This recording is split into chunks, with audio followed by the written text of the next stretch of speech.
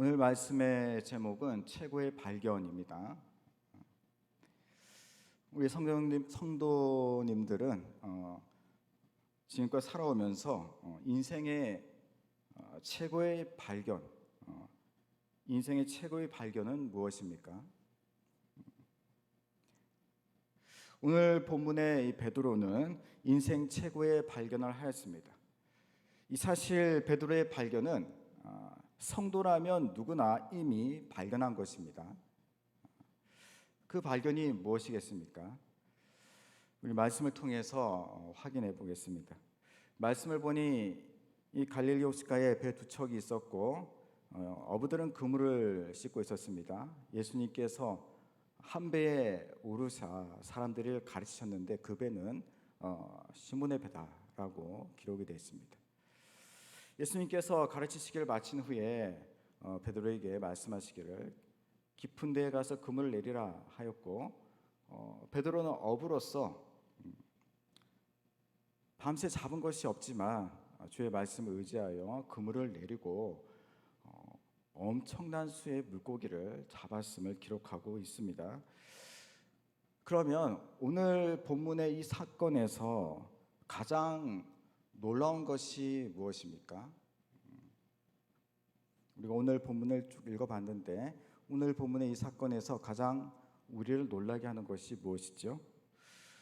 그물이 찢어지도록 많은 물고기가 잡힌 것입니까?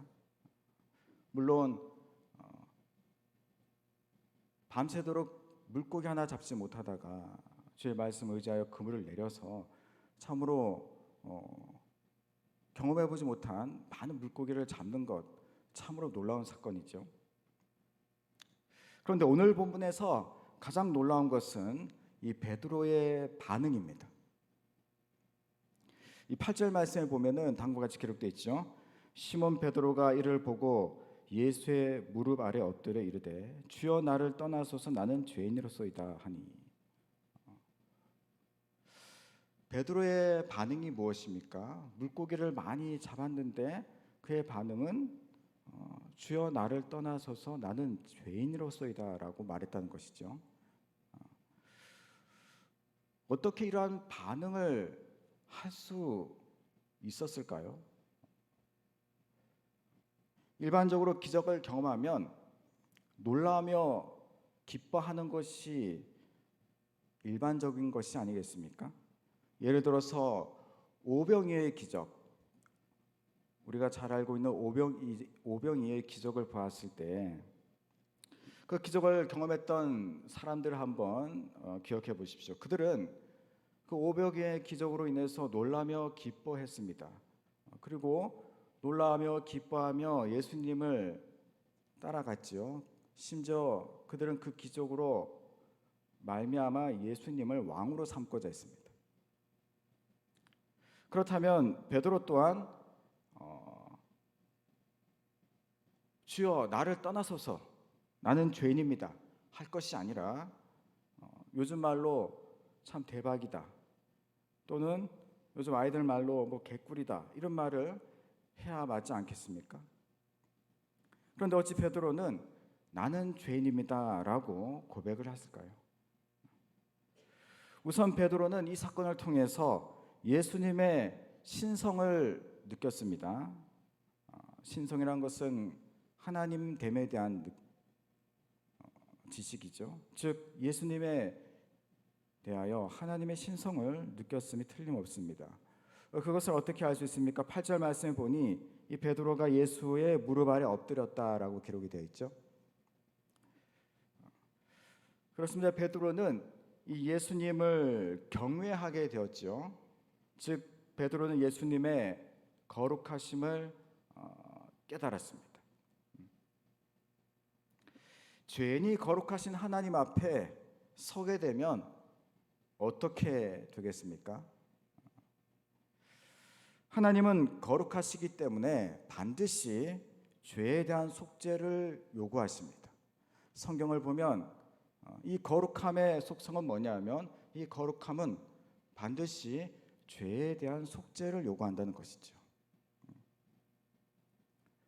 그래서 죄인은 감히 이 거룩한 하나님의 임재를 견딜 수 없습니다. 시편에 그와 같이 기록되어 있죠. 죄인은 거룩하신 하나님의 그 임재를 견딜 수가 없다. 오늘 본문의 베드로의 이 모습을 무엇과 비교할 수 있겠습니까? 이 모세는 미디안 광야에서 양을 치다가 호렙산에 이르게 됩니다. 그곳에서 그는 불붙은 떨기나무를 보게 되죠. 마른 떨기나무에 불이 붙으면 금방 소멸되고 없어져야 되는데 불은 계속 타오르는데 그 떨기나무가 전혀 상하지가 않습니다. 그 광경을 보기 위해서 이 모세가 그 불붙은 떨기나무로 다가갔을 때 하나님께서 떨기나무 가운데서 그를 부르시면서 가까이 오지 말고 신을 벗으라 말씀하셨죠. 모세는 그 거룩한 하나님의 임재 앞에서 두려워서 그의 얼굴을 가렸다라고 기록하고 있습니다. 또 이스라엘 백성은 이 애굽을 떠난 뒤에 하나님의 인도로 시내산에 도착했습니다. 하나님은 이 모세에게 백성이 하나님과 언약을 맺을 준비를 하라고 명령했죠. 그리고 하나님은 그분의 거룩하심 때문에, 하나님의 거룩하심 때문에 그 시내산 주위에 경계를 치고 접근하지 못하게 하셨습니다. 사람이나 짐승이 허락된 경계를 넘어가면 하나님의 거룩하심으로 인해서 죽임을 당할 수밖에 없었지요. 이와 같이 거룩함은 두려움을 함께 동반합니다. 또 사도 요한은 이 반모섬에서 유배되었습니다. 반모섬에 유배되었는데 그는 그곳에서 부활하신 주님을 보았습니다.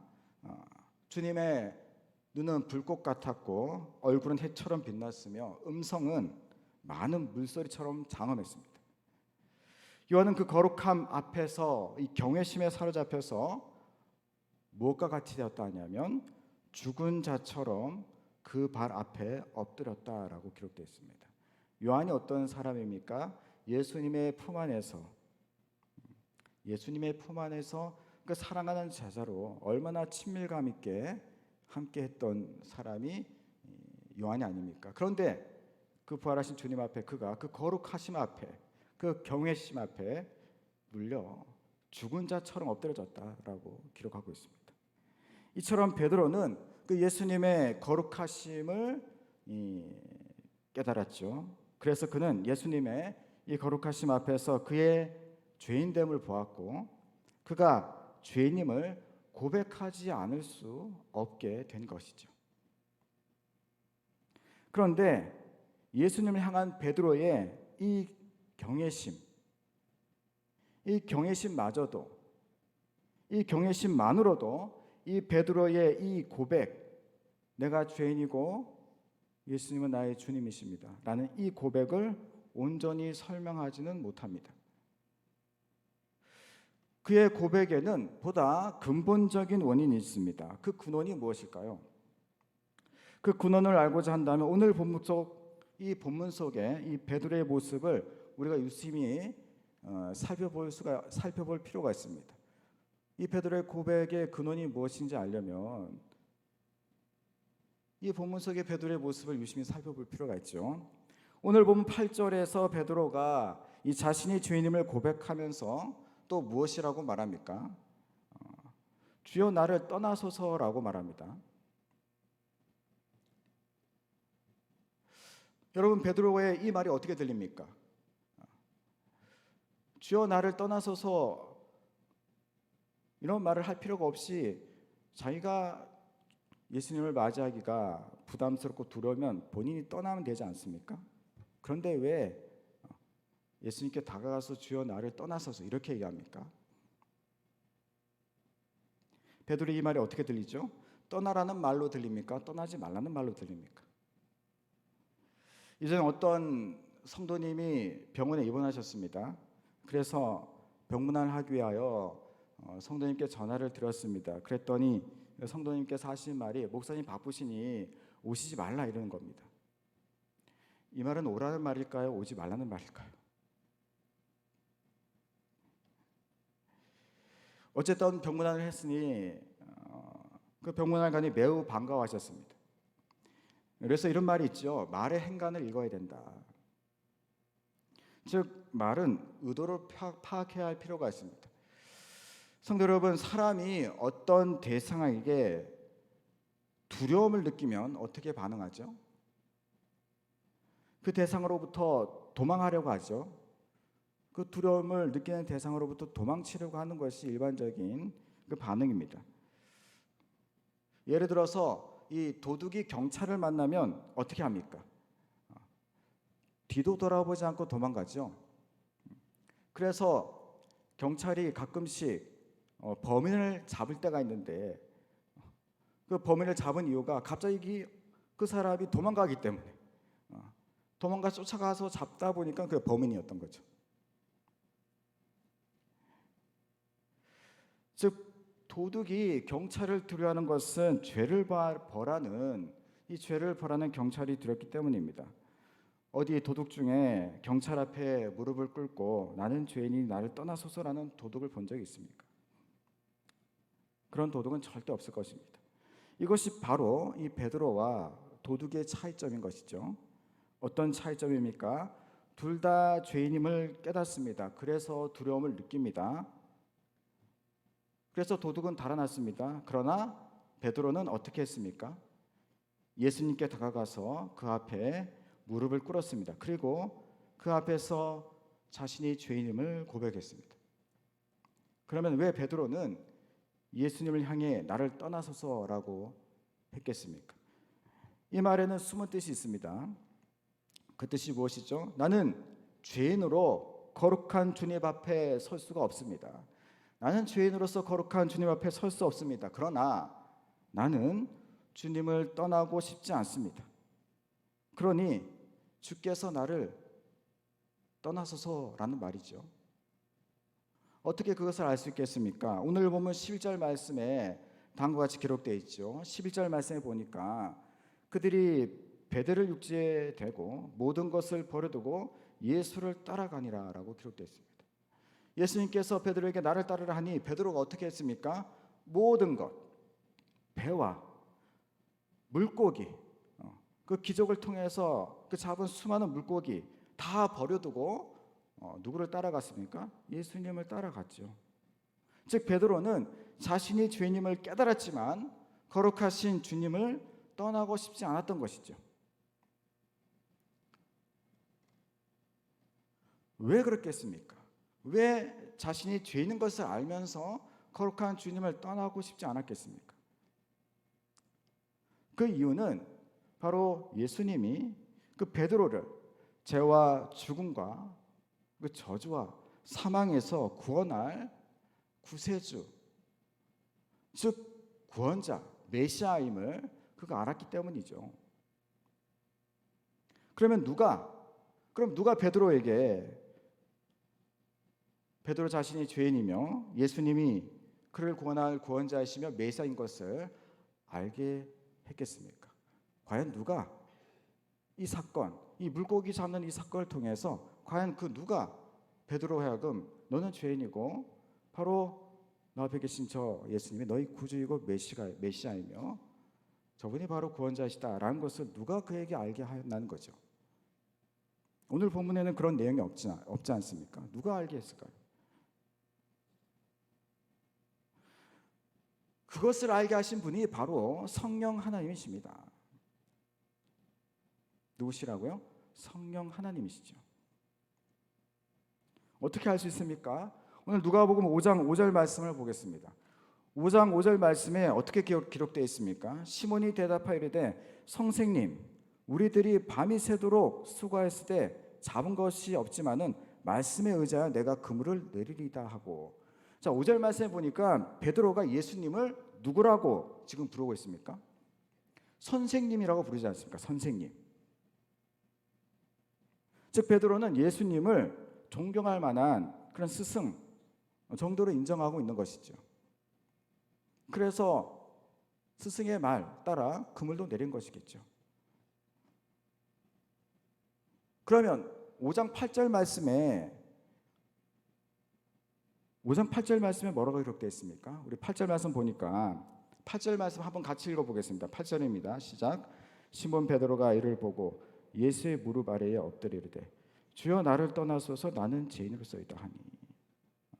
8절에서 베드로가 예수님을 누구라고 부르고 있죠? 주라고 부르고 있습니다. 주. 이게 어떻게 된 것입니까?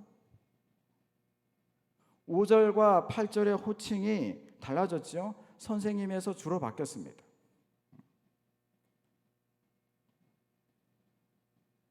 선생님의 말씀을 의지하여 물고기를 잡기 위해 거물을 내리고 그물을 통해서 그 사건을 통해서 수많은 물고기를 잡고 예수님 앞에서 그가 고백한 호칭은 주라고 바뀐 거죠. 이 사이에 그에게 도대체 무슨 일이 벌어진 겁니까? 고린도전서 12장 3절 말씀에 다음과 같이 기록되어 있죠. 고린도전서 12장 3절 말씀입니다. 한번 찾아볼까요? 고린도전서 12장 3절 말씀.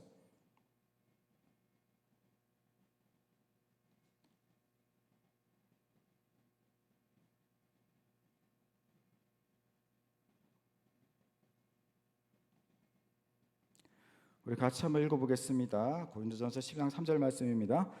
그러므로 내가 너에게 알리노니 하나님의 영으로 말하는 자는 누구든지 예수를 저주할 자라 하지 아니하고 또 성령으로 아니하고는 누구든지 예수를 주시라 할 수 없느니라. 아멘. 그렇습니다. 말씀에 뭐라고 기록되어 있죠? 성령이 아니면 예수님을 주로 고백할 수 없을 것이다. 그래서 이 칼빈이라는 신학자는 다음과 같이 말했습니다. 인간의 자유의지나 노력으로 예수 그리스도를 참 구원자로 고백할 수 없으며 오직 성령의 주권적 역사로만 예수님을 주님으로 믿고 고백하게 된다라고 정의했습니다. 즉 베드로는 이 성령을 통해 자신이 죄인임을 깨달았고 예수님이 그의 구주심을 알고 믿게 되었던 것이죠. 그래서 베드로는 도망가지 않고 예수님 앞에 무릎을 꿇었습니다. 이 차이가 바로 도둑과 베드로의 차이죠. 이것이 바로 성령의 역사가 있고 없음의 차이입니다. 따라서 베드로의 그 고백의 근원은 바로 성령 하나님이신 것이죠. 나는 죄인이고 당신 나의 구주십니다 라는 이 고백의 근원은 바로 성령 하나님이십니다.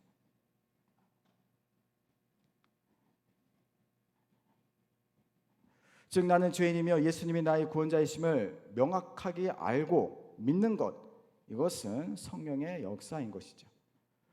그래서 이 고백이 인생 최고의 발견입니다. 왜 그렇습니까? 이 발견과 고백은 성령을 통해서만 가능하기 때문이고 성령이 함께하는 성도만이 천국과 영생을 얻게 되기 때문이죠. 그렇다면 오늘 우리에게 이 베드로의 고백이 있습니까? 오늘 우리에게 이 베드로의 고백이 있습니까? 나는 죄인이며 예수님이 나의 구주이십니다. 이 고백이 있습니까? 삶의 모든 일이 형통할 때에도 성령께서 내가 죄인이며 예수님이 나의 구주이심을 고백하게 하는 은혜가 있습니까? 성경은 이스라엘 백성의 이 어리석음을 통해서 우리에게 많은 것을 경고하고 있습니다. 그들은 하나님의 은혜와 그 기적, 하나님의 은혜와 기적에 취해서 그 은혜를 가볍게 여겼죠. 그들은 광야에서 매일 내리는 무엇을 먹고 살았습니까? 만나를 먹고 살았죠. 40년간 하루도 빠짐없이 하늘에서 만나가 내렸습니다. 이 놀라운 기적을 경험했던 그 이스라엘 백성들. 그런데 그들이 40년 하루도 빠짐없이 하늘에서 내린 그 신실한 만나를 먹고 그들이 한 이야기는 이 하찮은 음식이라고 했다는 거죠. 그 하늘의 만나를 두고 이 하찮은 음식,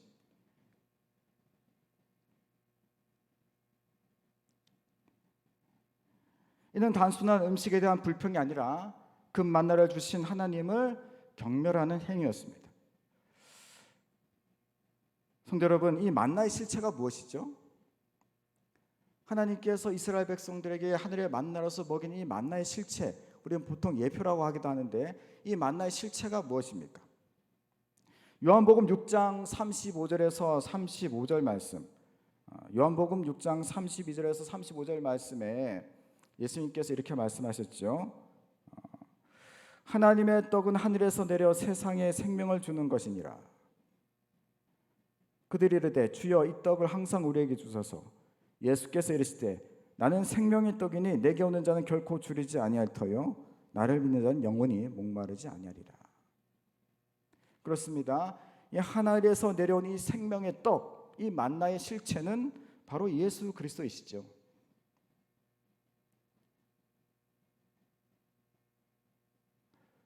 그런데 오늘 우리도 이스라엘 백성처럼 하늘에서 매일 내리는 떡, 이 생명의 양식, 곧 예수님을 하찮게 여기고 있지 않는가, 우리가 돌아봐야 합니다.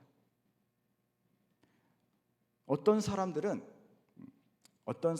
그들은 누구냐면 얼마 전 이 길을 가다가 플랜카드가 이렇게 붙었어요. 보니까 목사님과 스님과 또 신부님의 무슨 토크쇼, 그런 내용의 현수막이 붙었습니다. 그분들이 뭐 여러 가지 재미있는 얘기를 많이 하죠. 그러면서 하는 말이 하나님께서 모든 종교의 구원의 길을 열어 두셨기 때문에, 모든 종교의 구원의 길을 열어 두셨기 때문에 어느 종교든지 열심히 믿으면 구원을 받을 수 있다라며 서로 그렇게 이야기를 하는 것입니다. 즉 종교의 통합을 이야기하는 것이죠.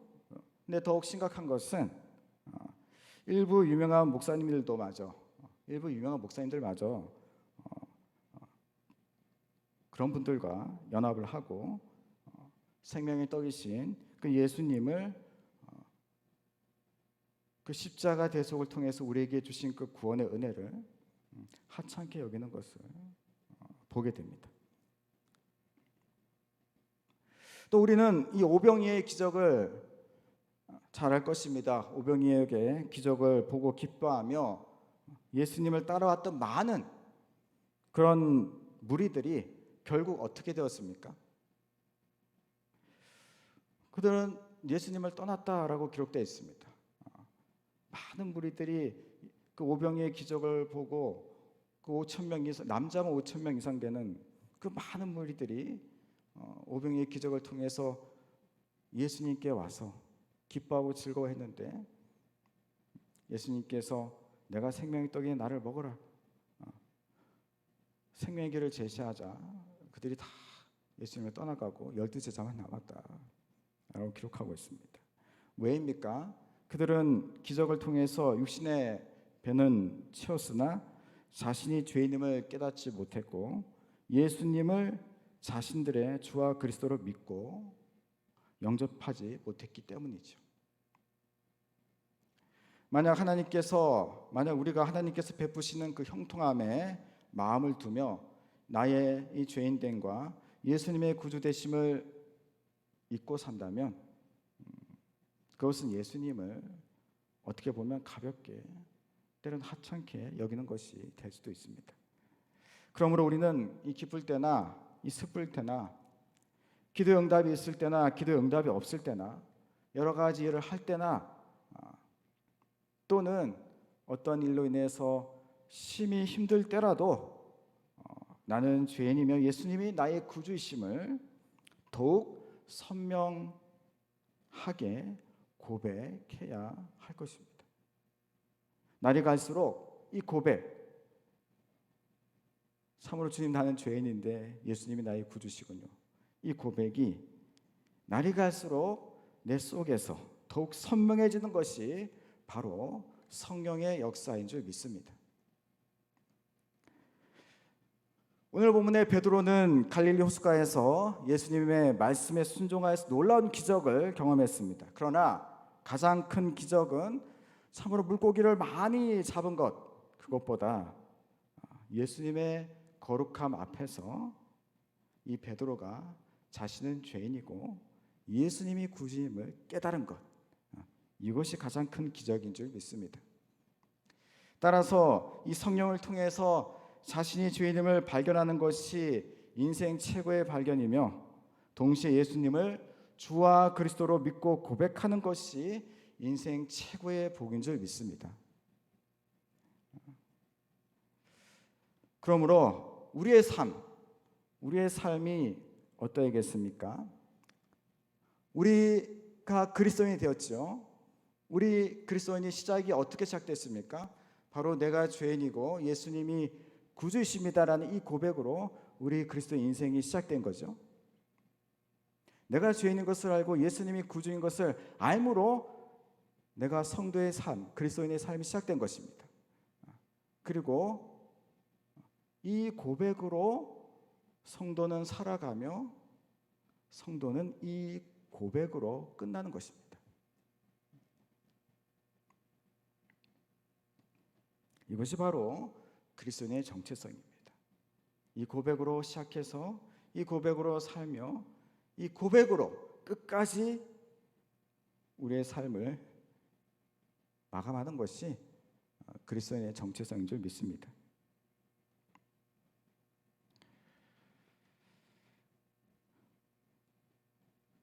그래서 우리는 우리의 삶이 형통할 때도 있고 때로는 심한 풍파를 만날 때도 있겠지만 오직 그 예수님만을 따라가기를 바랍니다. 이 세상에서 많은 것들이 우리를 혼란스럽게 한다 하더라도 오늘 본문의 베드로처럼 우리에게 힘들게 하는 것, 우리를 기쁘게 하는 것, 이런 거 다 주 앞에 내려놓고 주를 따라가기를 원합니다. 그래야 해서 주와 함께 가면 그 끝은 바로 천국이고 영생인 것입니다. 온전히 주를 따름으로 천국과 영생에 이르는 복된 우리 성도님들 다 되시기를 예수님의 이름으로 축원합니다.